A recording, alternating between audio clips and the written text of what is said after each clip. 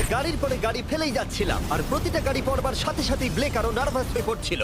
কিন্তু আমরা দেখছিলাম প্রতিটা ধাক্কায় ক্রেটটা আরো বেশি করে ড্যামেজ হয়ে পড়ছিল।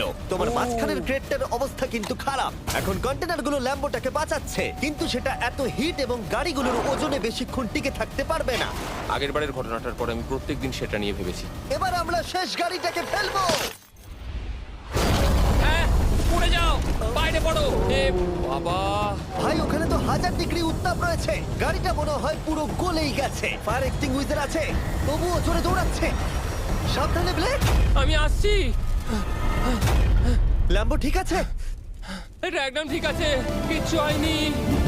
ইয়ে, এবার আমি পেরেছি। আর একটা গাড়ি ফেলা হলে এই ক্রেটটা ভেঙে পড়তো। তুমি 10,000 বুলেট আটকেছো, খুব সহজে। 100 ফুট ওপর থেকে পড়া ল্যাম্বরগিনিকে একদম। বাঁচিয়েছো, আর এখন